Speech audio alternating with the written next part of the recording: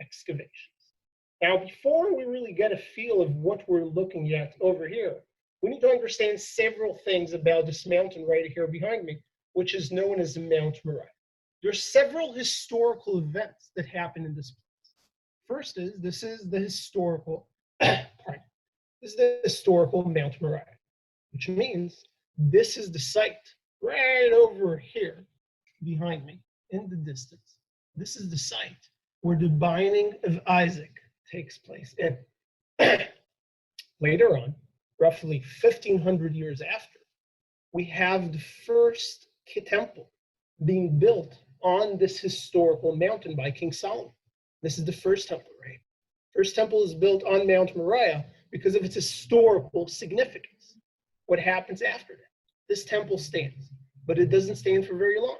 I'm reminding you of our last class. This land that we live in is trapped between two of the world's ancient superpowers. And whenever those ancient superpowers expand in their power, they step into this area where we are at, the buffer between the east and the west, and they will destroy everything they will find in their way. Therefore, the first temple is not going to be standing here for very long.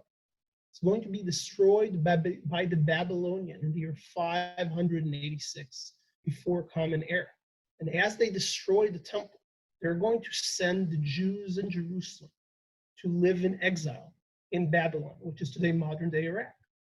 Now, remember how we said we're not just teaching history, we're trying to bridge the gap. My family are Iraqi Jews, Jews who lived in Babylon since 2,700 years ago.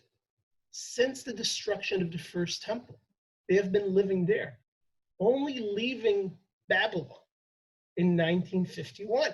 You realize this? Like, they were living there. This is the longest living Jewish community in one place since the time of the first temple. Now, moving forward in our history, you know how history works, right?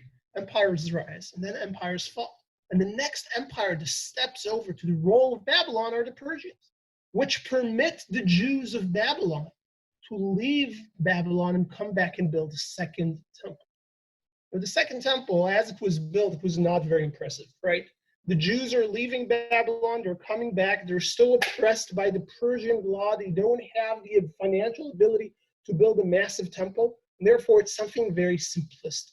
People coming back from Babylon actually write that this was a disappointing view because it was nothing like the original temple. Later on, we have the time of the Maccabees. The Jews who fought the Greeks will make the temple a little bigger. They expand it, but it's still perhaps not as inspirational as what you see behind me right now. The person who will make the temple great and will make it an international landmark is King Herod the Great, King Herod the Cruel. Now, when you think of King Herod, and I know if you open your Gospels, he's not described as a very positive king. If you open Jewish sources from the time, like the Talmud, he's also not described as a very positive king. By the way, this should not come as a surprise to you. I remind you that the Gospels were books written by Jews for Jews, and therefore they reflect the local sentiment towards King Herod, which he's not a very favorable king, not in Jewish sources, not in Christian sources.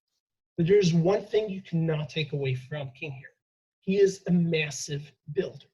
In terms of square footage, he is the largest builder that this land has seen in history until the early 2000s, where a young, not so young, but an Israeli businessman stripped him off his title. His name is David Azrieli, and he's the owner of the largest shopping mall chain in Israel. You realize what I'm telling you right now? It took someone 2,000 years to build the exact same number of footage that was built by King Herod. Now, King Herod, he wants to put this province into map. It's important to get that because